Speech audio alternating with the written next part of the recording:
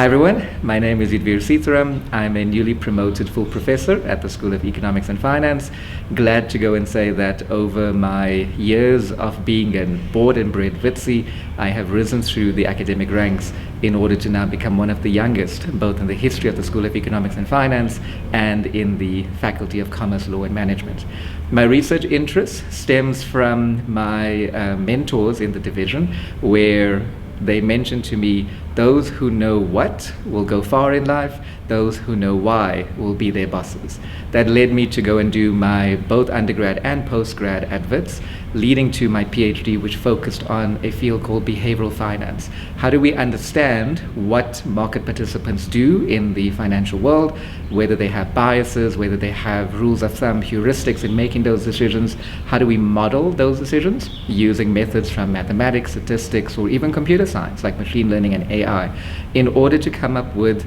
new explanations of what we see out there in reality? A lot of my teaching emphasis has been on combining both the practical side in the corporate world along with the theoretical side that we see in the textbooks. As a result, I am part-time at Wits and full-time at one of the major South African banks, looking after their data science division in commercial banking. That allows me to bring expertise from both ends or both sides of the coin in order to enrich both the student experience and also enrich the corporate decision-making. What I've seen over the years is by people getting more and more involved in learning about careers, in learning about what to do and how to apply the tools and techniques that we teach them in finance to real-world applications, that results in a richer learning experience for the student, that allows students to come back and want to do further studies, even specializing in areas of application such as financial data science or Fintech, which we've been able to successfully launch as a division over the past 3 to 5 years. My particular research has been published in both local and international journals. I'm glad to go and say that by co-authoring and mentoring some of my PhD students, we've appeared in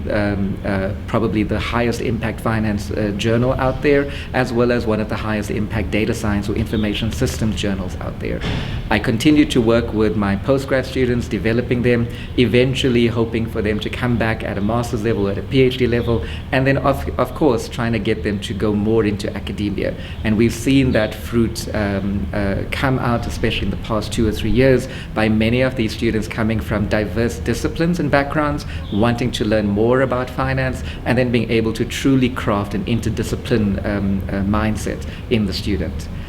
A lot of my outside of the teaching and lecturing or the supervision work leads to academic citizenship in the form of looking after journals, whether they are local journals or international journals. As an example, I'm the editor-in-chief of the South African Journal of Economics and Management Sciences. I got appointed in 2022, and I've been able to craft the direction of that journal to be more empirical, more quantitative, but actually applying again a diverse and interdisciplinary mindset across economics and management sciences. A lot of our work now is focused on what is happening in the world of fintech. How do we understand the decision maker? How do we improve on modeling their thoughts and their financial decisions in order for us not to just improve the South African landscape, but also the international landscape? As an example, one of the latest pieces of work that we are busy collaborating with colleagues from the United States is on predicting financial distress of small companies, an entrepreneur who's running a business on the side, running a business that is not really turning over a lot of